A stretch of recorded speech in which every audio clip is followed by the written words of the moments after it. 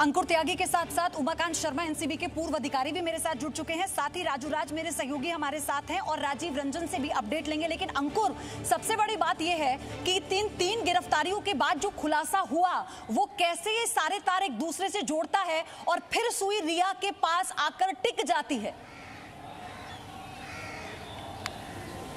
देखिए, जो कनेक्शन है वो बेंड्रा का भी कनेक्शन आपको निकल के आएगा, चाहे वो अब्दुल बासित हो, चाहे वो जैद का नाम जो सामने आया है और चाहे वो शौविक हो। ये इनका जो एक कॉमन एरिया है बेंड्रा का, और यहाँ पे माना ये जाता है कि एक पूरा का पूरा जो रैकेट है।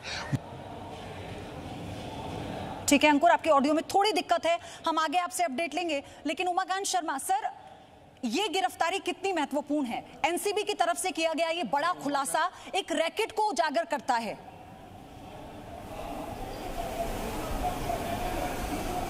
मैं उमाकांत मिश्रा हूं। सर माफ कीजिएगा, माफी के साथ उमाकांत मिश्रा। मैं इस बारे में ये कहना चाहूँगा जी, मैं इसके बारे में ये कहना चाहूँगा कि जो एनसीबी की जो तहकीकात हो रही है उसने क्लियर स्ट्रेटजी के हिसाब से जा रहे हैं। बेसिकली जो ये इमीडिएट कनेक्शन है रिया के साथ, आप देखेंगे कि क्वांटिटीज़ भी इतने कम मिल रहे हैं कि जो कि कंजम्पशन लेवल की क्वांटिटी है। जहां हम एक लार्जर पिक्चर की बात करेंगे या जो कह रहे हैं टिप ऑफ द आइसबर्ग है ये है, और जो अभी रिसेंटली ये सुनने में आया है कि एनसीबी ने कुछ नेम्स भी शेयर किए हैं बॉम्बे पुलिस के साथ, ये है। मैं आपको कहूँगा कि मुझे लग रहा है कि एनसीबी यहाँ एक क्लियर स्ट्रेटजी, एक 3 प्रोंग स्ट्रेटजी अपना रहा है। ये जो इमीडिएट कनेक्शन है और उसको पता है कि एनसीबी को ये कंजम्पशन लेवल का जो चीज़ें हैं जिसमें कि क्वांटिटी या तो कम मिल रहे हैं या नहीं मिल रहे हैं, लेकिन जो कंसर्न है लोगों की, जो ट्रैफिकिंग में, जो सप्लाई में, जो ट्रांसपोर्टेशन में, वो तो क्लियर उभर के आ रहा है। इसका नेक्स्ट स्टेप ये होगा, मेरा जो अनुमान है, क्योंकि डीजी एनसीबी भी वहाँ है, बड़े अफसर से भी मीटिंग भी हो चुके हैं, ये एंटरटेनमेंट इंडस्ट्री और जो हॉस्पिटैलिटी इंडस्ट्री, प्लेजर इंडस्ट्री, ये सब में जितने भी विलिंग विसल ब्लोअर्स हैं उनका ज़रूर ये इंटरव्यू लिया जाएगा। सेकेंड स्टेप ये होगा कि भाई ये तो विदाउट इन्वॉल्वमेंट ये कुछ बताएंगे, और ऐसे लोगों को, जैसे गौरव आर्या के भी इंटरव्यू हुआ है और बाकी सब ऐसे चीज़ें हैं जो कि प्रूफ है कि ये लोग इन्वॉल्व हैं, तो इन लोगों को भी ये करके एनसीबी का नेक्स्ट स्ट्रैटेजी ये शायद रहेगा कि इसमें से किसी को एक अप्रूवर बनाए, कोई इम्यूनिटी दें, ताकि अंदर का जो चीज़ें हैं बिल्कुल उभर के आए। सर सबसे बड़ी बात तो ये है ना कि जिन चैट्स के आधार पर इस पूरी जांच को आगे बढ़ाया गया, ये इन चैट्स में उन्हीं लोगों के नाम शामिल हैं जो शुरू से संदिग्ध रहे हैं, सवालों के घेरे में रहे हैं, और कैसे एक दूसरे से कनेक्शन सबका जुड़ता जा रहा है। सर आप बने रहिएगा हमारे साथ, क्योंकि आगे आपसे और महत्वपूर्ण बातों को हम समझेंगे। लेकिन हमने आपको 2 किरदारों के बारे में बताया, पहला शोविक, दूसरा सैमुअल मिरांडा। अब आपको इस ड्रग रैकेट के सबसे महत्वपूर्ण यानी तीसरे किरदार के बारे में बताते हैं, जिसका नाम है जैद विलात्रा। जैद विलात्रा कौन है? संदिग्ध ड्रग्स पेडलर है। इस पर आरोप क्या है ये भी जान लीजिए। सुशांत के हाउस मैनेजर सैमुअल को ड्रग्स बेची। कैसे तार जुड़ रहे हैं? शोविक ने सैमुअल से ड्रग लाने के लिए कहा और सैमुअल ने जैद से ड्रग ली, यानी जैद ने सैमुअल को ड्रग बेची। एनसीबी ने मुंबई से इसे गिरफ्तार कर लिया है। तो तीसरा किरदार तो ये हो गया। हम आपको 5 किरदार बताएंगे सिलसिलेवार तरीके से, आपको पूरी जानकारी के साथ। सिर्फ और सिर्फ जी न्यूज इस पूरे रैकेट का खुलासा कर रहा है आपके सामने। बासित परिहार कौन है? ये चौथा किरदार है। ये संदिग्ध ड्रग्स पेडलर है। शोविक से ये परिचित है, यानी शोविक से इसका कनेक्शन है, जो कि व्हाट्सएप चैट में भी सामने आया। अब इसका आरोप क्या है? सैमुअल को ड्रग्स पेडलर जैद से मिलवाया। अब आप सोचिए, बिचौलिया था ये, जिसके बाद ये तो पीछे हट गया मिलवाने के बाद सैमुअल को जैद से, लेकिन सैमुअल सीधा जैद से ड्रग खरीदने लगा। तो ये सब कैसे आपस में जुड़े हुए हैं आप ये समझिए। आपको आगे 5वें किरदार के बारे में बताएंगे, लेकिन अब आपको यह भी समझना चाहिए कि जो एनसीबी की जांच है वो आगे कैसे बढ़ रही है।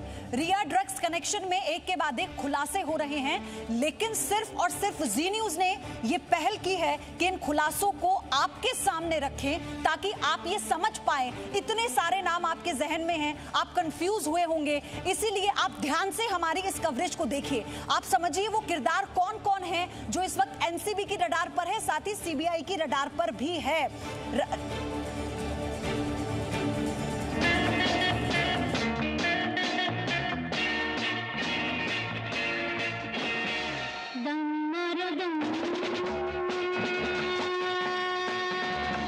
मिट जाए हम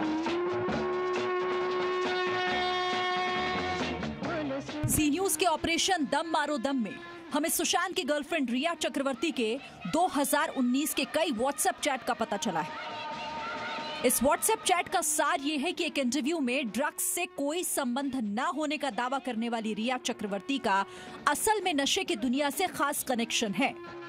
रिया का जो इंटरव्यू था उसने साफ नकार दिया इस बात को कि एक जगह सबूत पेश किए गए, कुछ सुराग मिले हैं, और एक जगह किसी ने उसको पूरी तरह से नकार दिया। अब ये सीबीआई का काम है कि अच्छी तरह से तफ्तीश करे, इसके तह तक पहुंचे। सबसे पहले इस व्हाट्सएप चैट के ग्रुप पर नजर डालिए। ये ग्रुप NIFW नाम से बनाया गया।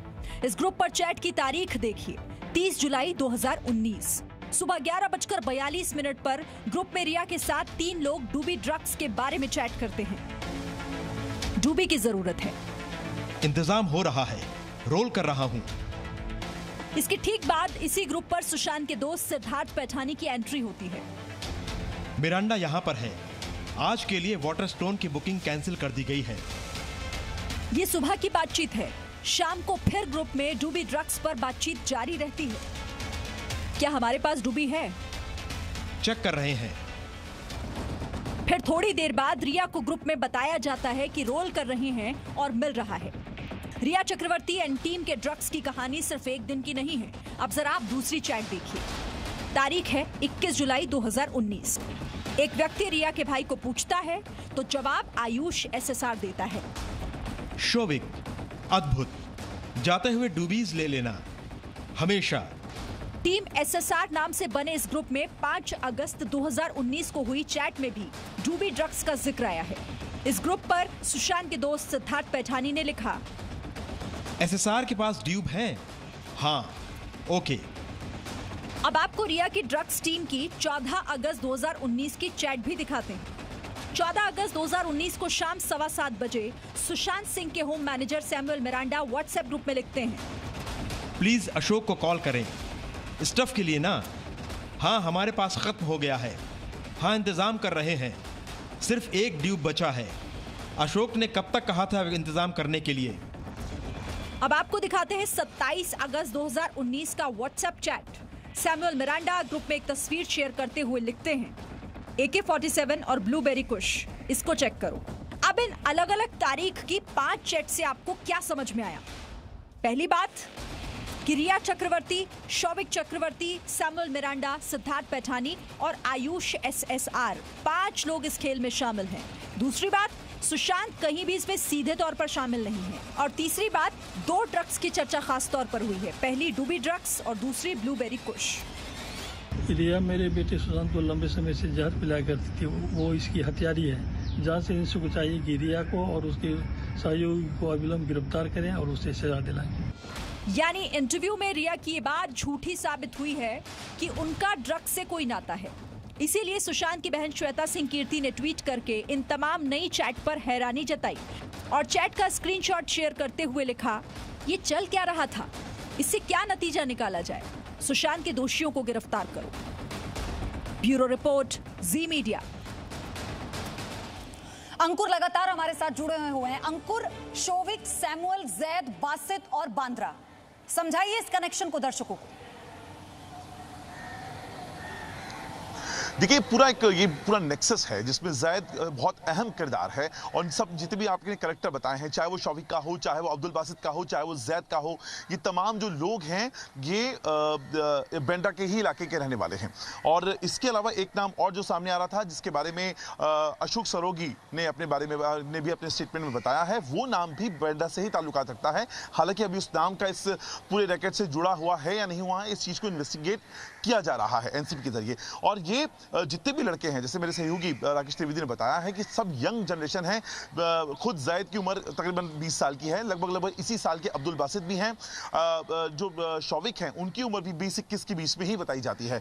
तो ये पूरा नेटवर्क है जो बॉलीवुड पार्टीज, ड्रग पेडलर्स के बीच में मिलकर एक ब्रिज के तौर पर काम करता है, क्योंकि जो कनेक्शन है रिया का और शौविक का वो बॉलीवुड पार्टीज की ओर लेके जाता है और जो बॉलीवुड सेलिब्रिटीज जो डायरेक्ट डील नहीं कर सकते हैं वो इस रैकेट का इस्तेमाल करते हैं ड्रग्स को हासिल करने में। ड्रग्स में मोस्टली वीड या मैरिजुआना जैसी जो चीज़ें हमने अपने लास्ट टाइम में बताई थी, पिंक कुश होता है और कई सारी इस तरह की ड्रग्स होती हैं जो अलग अलग होती हैं। मोबाइल फ़ोन पर बाकायदा उनके वीडियो और फोटोग्राफ्स भेजे जाते हैं इन सेलिब्रिटीज़ को उनके नेटवर्क के जरिए। नेटवर्क का नाम जैसा आप समझ सकते हैं, इस नेटवर्क में सैमुअल मिरांडा एक कैरेक्टर था। तो सैमुअल मिरांडा को शौविक ने बोला, जैद का नंबर दिया, शौविक जाता है, एक सेम लोकेशन पे 3 बार बात होती है और उसके बाद पैसे एक्सचेंज होते हैं और 5 ग्राम जो ड्रग्स है या जो वीड है वो ले ली जाती है। तो यही इसी तरह के ड्रग्स पेडलर होते हैं जो अलग अलग नेटवर्क के जरिए बॉलीवुड के सेलिब्रिटीज और पार्टीज में अपने ड्रग को सप्लाई करते हैं। और इसे ऐसे समझते हैं ना अंकुर कि सोचिए कि जिन बातों को डिनाई किया जा रहा था, जिन आरोपों को डिनाई किया जा रहा था, ये सब वही किरदार है जो शुरू से पूछताछ के लिए बुलाए जा रहे थे। चैट सामने आने के बाद ये प्रूफ हो गया। अब जांच आगे कैसे बढ़ेगी ये उमाकांत मिश्रा से हम समझेंगे। एनसीबी के पूर्व अधिकारी हमारे साथ जुड़े हैं। लेकिन एक बड़ी खबर आपके लिए जानना जरूरी है। विकास सिंह जो सुशांत सिंह राजपूत के पिता है के वकील हैं, वो आज प्रेस कॉन्फ्रेंस करने वाले हैं। सुशांत के परिवार के वकील आज शाम प्रेस कॉन्फ्रेंस करेंगे। ये एक बड़ी अपडेट है इस पूरे मामले में। 7 बजे का समय बताया जा रहा है जिस वक्त वो प्रेस कॉन्फ्रेंस करेंगे। आज वकील विकास सिंह से मिली सुशांत सिंह की बहनें, यानी केस को लेकर जो भी पहलू है, जो अपडेट है, वो उन्होंने जाना। और आज जो प्रेस कॉन्फ्रेंस होगी, आप सोचिए कई मायनों में महत्वपूर्ण इसलिए है क्योंकि 3 गिरफ्तारियां ड्रग मामले में होती हैं और रिया पर सबसे पहला मुकदमा दर्ज होता है, केस दर्ज होता है, शौविक इसकी जद में आता है और अब कई बड़े खुलासे हो रहे हैं। राजू राज मेरे सहयोगी हमारे साथ जुड़ चुके हैं। राजू, इसको लेकर अपडेट क्या है? आज जब विकास सिंह प्रेस कॉन्फ्रेंस करेंगे, सबकी निगाहें टिकी होंगी इस पर, क्या महत्वपूर्ण होगा?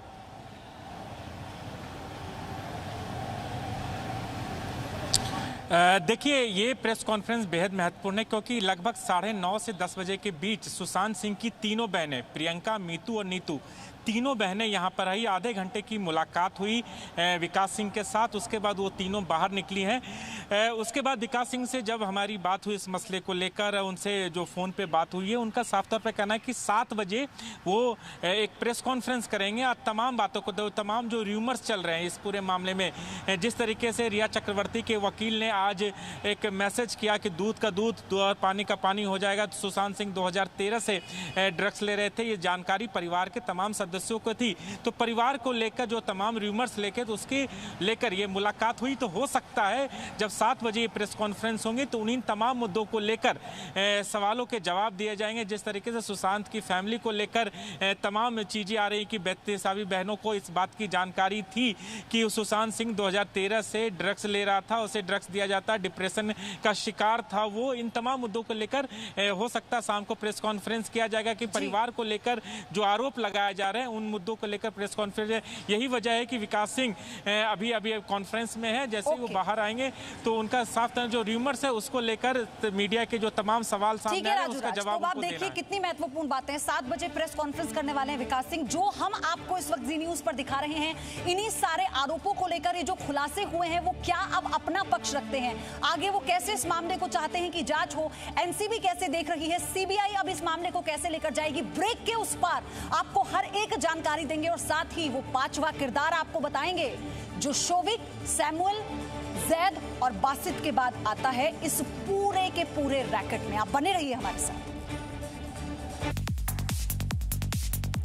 तो सुशांत केस में ड्रग्स रैकेट के 5 किरदार का पूरा चिट्ठा, उनकी पूरी कुंडली सिर्फ और सिर्फ आप जी न्यूज पर देख रहे हैं। ब्रेक से पहले हमने आपको बताया था वो 4 किरदार कौन से हैं, लेकिन पहले आप स्क्रीन देख लीजिए जी न्यूज की। आप समझ पाएंगे किन किन के तार एक दूसरे से जुड़े हैं। शौविक से शुरुआत होकर कैसे जैद विलात्रा और कौन है बासित परिहार, ये सब हमने आपको बताया। और अब आप जानिए वो 5वां किरदार कौन है इस पूरे रैकेट का, जिसकी गिरफ्तारी के बाद कई और राज खुलने की पूरी उम्मीद है। और इसका नाम है फयाज अहमद।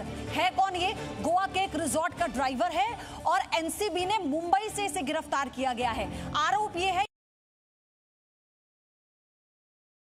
में जो ड्रग्स जब्त की गई है वो इस तक ही पहुंचनी थी। क्यों हम कह रहे हैं ये 5वां किरदार बहुत महत्वपूर्ण है।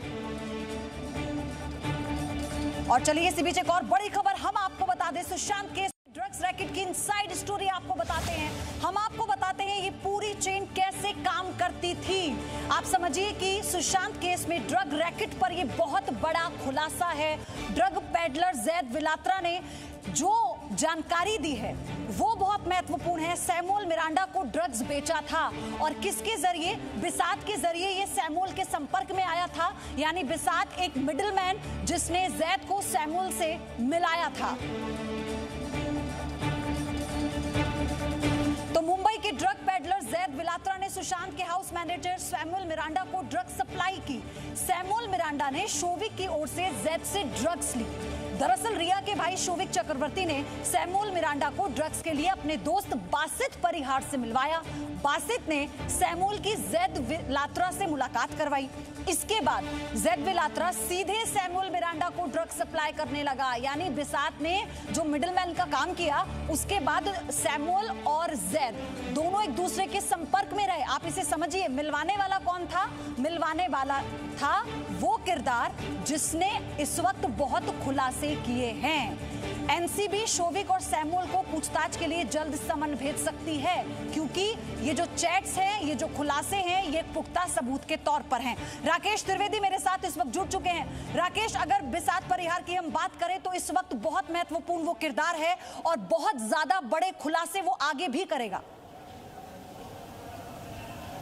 निश्चित तौर पर ना सिर्फ बसित बल्कि इसके अलावा खुद जो है विलात्रा जो है ये भी अपने आप में, जैद विलात्रा जो ये भी अपने आप में एक ऐसा नाम है जो आने वाले टाइम में बहुत खुलासे कर सकते हैं। साथ ही साथ एक ग्रुप था जिसमें एसएसआर टीम जो है ये ग्रुप था, इसमें कई सारे लोग और शामिल थे। इसमें सिद्धार्थ पिठानी है, इसमें आयुष नाम का एक शख्स है, इसमें कई सारे लोग और शामिल है। इसके अलावा जो है यहाँ पर एनसीबी एक और जांच में भी जुटी हुई है कि आखिर क्या ये लोग जो है ड्रग्स को लेकर के अलग अलग कोडवर्ड्स में भी बातचीत क्या करते थे। जैसे कि हमने देखा कि ये वीड को या गांजा को जो है डूबी कह रहे हैं। कहीं पर एक जगह पर शोविक की जो एक चैट आई है उसमें ये कह रहे हैं कि बूम चाहिए। तो ये बूम जो वर्ड है ये ऐसे स्लैंग लैंग्वेज है जिसे ये जो यंगस्टर्स हैं वो ड्रग्स के लिए यूज करते हैं। जैसे कि बड एक शब्द है, तो इसको लेकर के भी जो लगातार जो जांच एजेंसियां है वो इसमें जुटी हुई है और इसकी तफ्तीश लगातार चल रही है। और राजीव रंजन बासित परिहार के घर के बाहर से भी हमारे साथ है। देखिए हम क्यों कह रहे हैं, हमारी पूरी टीम इस वक्त आपको हर एक जानकारी ग्राउंड से दे रही है। राजीव, आपने उनके पड़ोसियों से भी बात की है, आप वहां पहुंचे हैं, क्या आपको जानकारी मिल पाई है बासित के बारे में? सबसे पहले तो वो साझा कीजिए। देखिए, बासित के बारे में जैसे ही हमें पता चला कि ये इस इलाके में रहते हैं, बांद्रा का ये इलाका है, बांद्रा पश्चिम का इलाका है, जो कि यहाँ छोटी सकरी के इलाके हैं। और यहीं से जो है कि अगर सुशांत सिंह का घर कार्टर रोड देखा जाए तो वहाँ 2 से 3 किलोमीटर में। हमने जैसे ही उनके घर पर पहुंचकर ये जानना चाहा कि आखिर ये उनका घर है, किस तरीके से है। परिवार के लोग तो ये जरूर बताए कि ये बासित का घर है, लेकिन जिस तरीके से उनसे पूछा, अगला सवाल हमारा ये था कि एनसीपी ने क्या पूछताछ की, किस तरीके से आप बताएं। उस बात पर उन्होंने पूरी तरह से दरवाज़ा बंद किया। लिहाजा अब सवाल ये था कि इनके बारे में बाकी जानकारियाँ किस तरीके से जुटाया जाए। हमने उनके पड़ोसियों से पूछा। पड़ोसियों से पता चला कि 1 साल पहले ही यहाँ इस किराए के घर में वो आकर रह रहे हैं। उनके पिताजी जो हैं कि वो कंस्ट्रक्शन इंडस्ट्री में काम करते थे। बासित बराबर बाइक से यहाँ बांद्रा, कार्टर रोड और कई इलाकों में जाते रहते थे। बासित ये जरूर थे कि जिस तरीके से लोगों से मुलाकात होती थी, उसमें मुलाकात पे लोगों पे यहाँ जो पड़ोसियों के हिसाब से ये जरूर कहा जाता था कि कई लोग आते थे, बराबर देर रात से आते थे। इस तरह की बातें जरूर कही गई, लेकिन पड़ोसियों को यहाँ तक ये नहीं पता था कि इस तरह के ड्रग डील में या इस तरह के इन्वॉल्वमेंट है। लेकिन ये भी जरूर है कि जिस तरीके से संदेह उत्पन्न हुआ था, उस संदेह के आधार पर लोगों को ये बात जरूर गवारा हो रही थी कि कहीं ना कहीं कुछ गड़बड़ी हो। पड़ोसियों के जरिए से खुलकर ये सामने नहीं कहा गया। पड़ोसियों के जरिए से ये कई जानकारियाँ ऑफ द कैमरे दी गई और ये भी बताया गया कि इस बारे में हम ज़्यादा बात नहीं कर सकते हैं, क्योंकि वहाँ जो क्राउड है वो मिक्स क्राउड है और अलग अलग तरह के लोग वहाँ रहते हैं। लिहाजा उन लोगों का मानना था कि इससे सोसाइटी और बाकी चीजों पर भी असर आ सकती है। तो हम कह रहे हैं कि लोगों ने जरूर बताया है कि उन्हें डिकोड किया गया पहले। राजीव, कोड वर्ड्स को डिकोड किया गया, तभी तो लोगों को पता नहीं चल पाता ना। Umakant Mishra sir, drug peddler जो काम करते हैं, 20-20 साल के लड़के हैं सर, इस रैकेट में इन्वॉल्व हैं। जैद की हम बात कर ले, कैसे वो सप्लाई किया करता था, आप जरा समझाइए कि रैकेट काम कैसे करता है और आप अब क्या देख पा रहे हैं कि जांच आगे कैसे बढ़ेगी?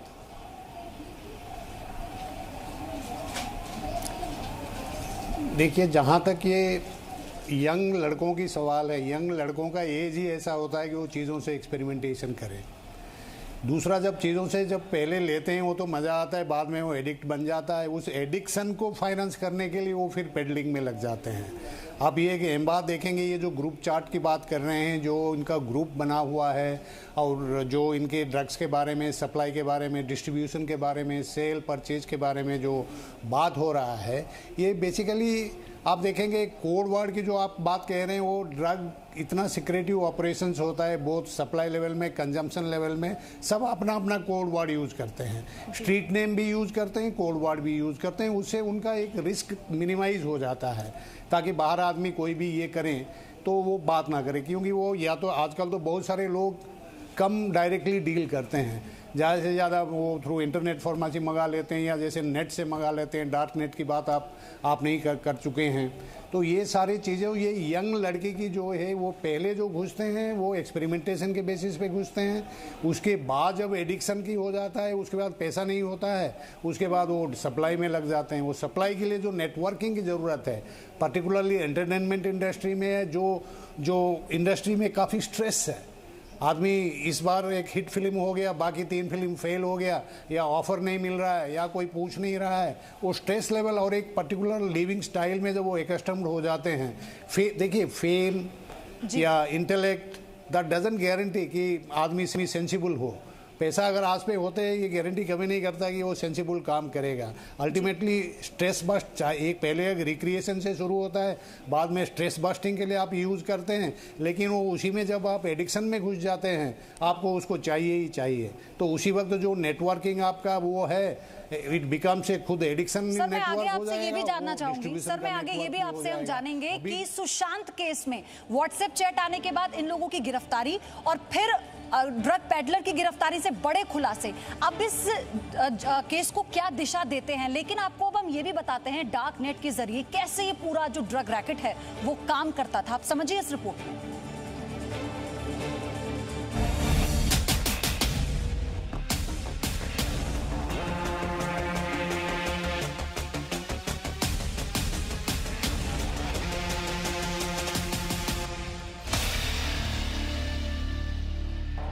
अंधेरा है, सैकड़ों की भीड़ में अपराध है, लेकिन अपराधी का चेहरा गुम है।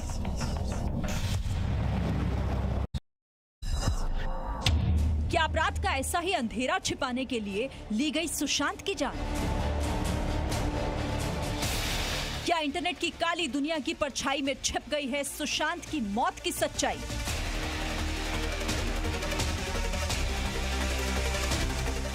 क्या सुशांत सिंह राजपूत की मौत का है डार्क नेट कनेक्शन?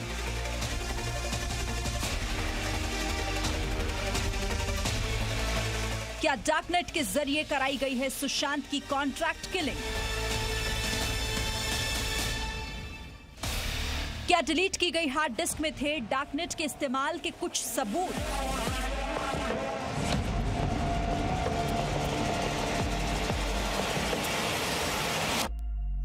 अगर सुशांत ने आत्महत्या की तो कोई सुसाइड नोट क्यों नहीं लिखा?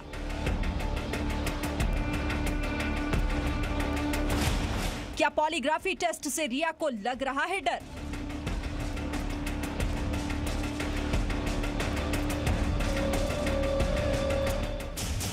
क्या मशीन पकड़ लेगी रिया चक्रवर्ती का झूठ?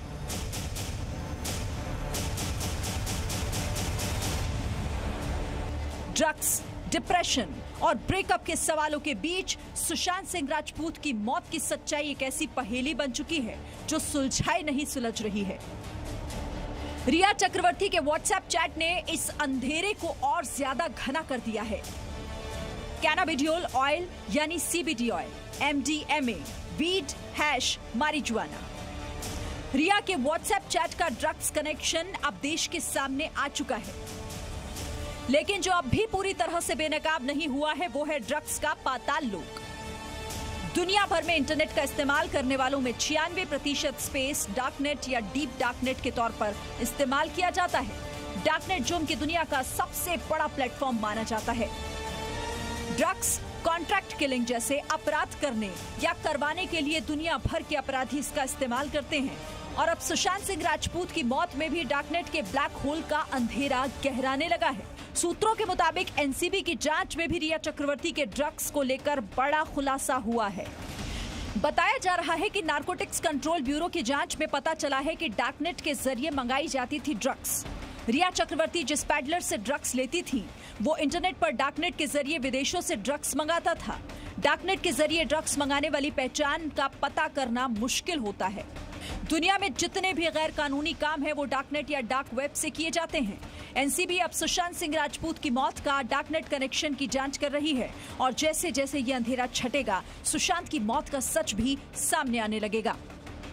प्रमोद शर्मा के साथ ब्यूरो रिपोर्ट, जी मीडिया।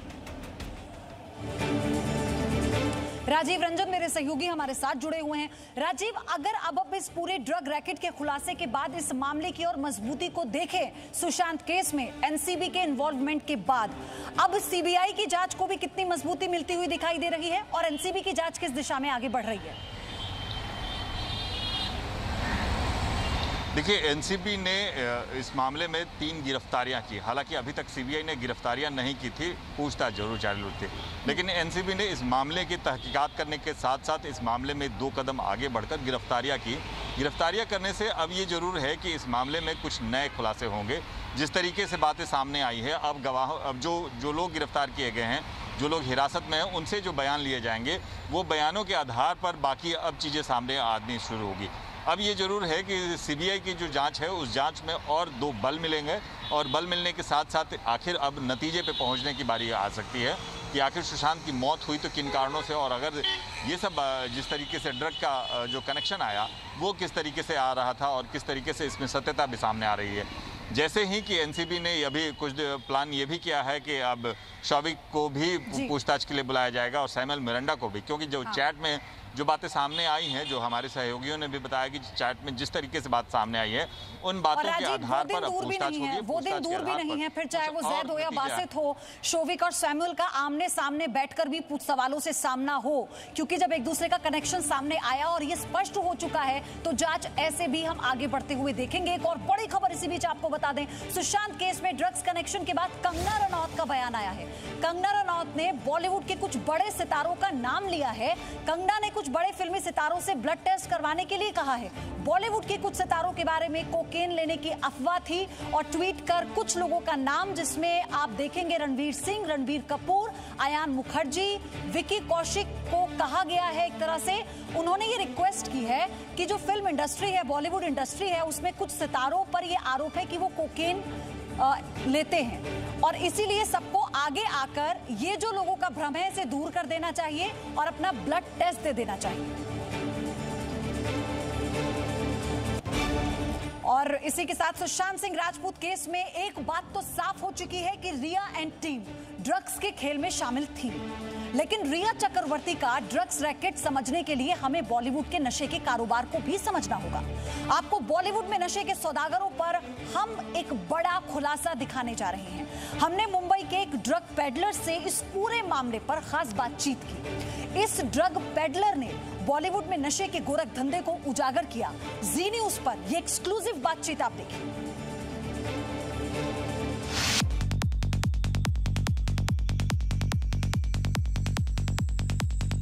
बॉलीवुड में नशे का खेल कितना बड़ा है, आज जी न्यूज इसी नशीले कारोबार से जुड़ा सबसे बड़ा खुलासा करेगा।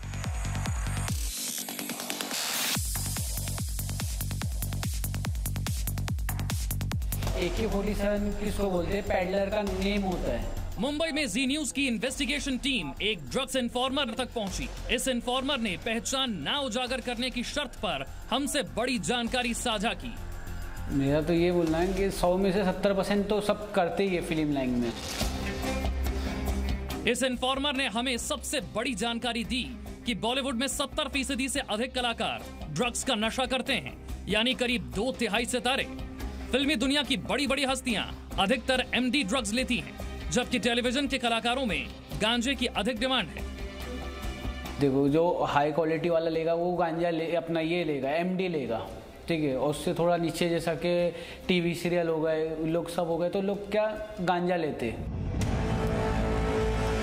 मुंबई के इस व्यक्ति ने हमें कुछ और ड्रग्स के नाम भी बताए जिनकी मांग बॉलीवुड के सितारे रेव पार्टीज में अक्सर करते हैं, जैसे कि महंगे गांजे का कोड नेम है डूबीज, ब्लूबेरी कश ड्रग्स, फिर स्ट्रॉबेरी कश जो कि एक किस्म का फ्लेवर्ड गांजा है और 5,000 रुपए प्रति ग्राम तक बिकता है, यानी इतना महंगा कि सिर्फ अमीर घर के लोग खरीदते हैं। ब्लूबेरी का मतलब क्या होता है कि ब्लू कलर का एक गांजा आता है और एक स्ट्रॉबेरी कलर का फ्लेवर वाला गांजा आता है, उसको थोड़ा पिंक कलर का होएगा।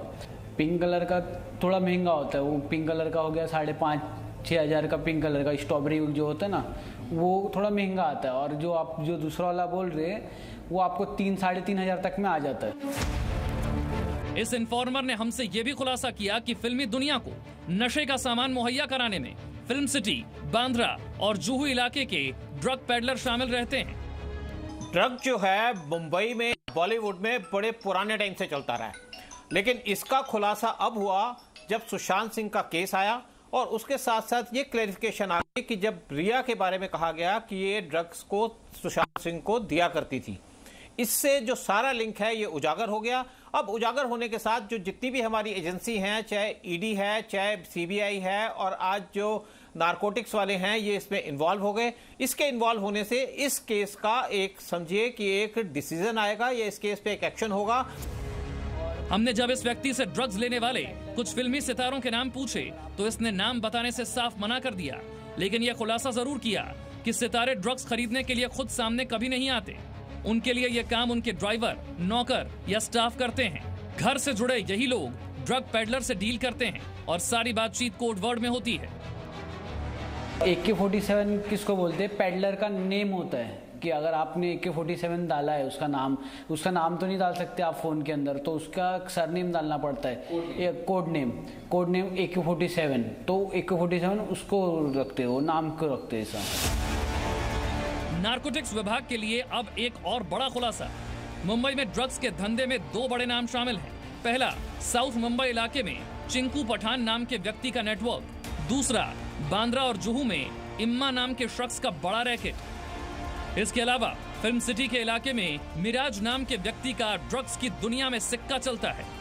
पहला तो आपको फिल्म सिटी के वहाँ पे आपको मिलेंगे पेडलर, ठीक है, और बाकी जहाँ पे लोग रहते, जैसा बांद्रा हो गया, जू हो गया, वहाँ से उनको मिलते दो पेडलर है, जैसा जू में और बांद्रा में एक है और एक फिल्म सिटी के पास में रहते। अब सवाल उठता है कि मुंबई में ये ड्रग्स पहुंचती कैसे है, कहां से आती है? तो विदेश के अलावा भारत में 2 राज्य ऐसे हैं जहां से मुंबई में ड्रग्स की सप्लाई होती है। एक है गुजरात और दूसरा है पंजाब। मुंबई से राकेश त्रिवेदी के साथ ब्यूरो रिपोर्ट, जी मीडिया। ये वो सब किरदार हैं जो शुरुआती जांच में अपने आप को बेबाक और अपने आप को बिना किसी दाग का यानी बेदाग बता रहे थे, लेकिन आप देखिए कि एनसीबी के रडार पर आते ही कैसे सबके नाम सामने आ गए और सब कुछ साफ हो गया। एक छोटा सा break. Presenting B News app available on Google Play and App Store. Download it now.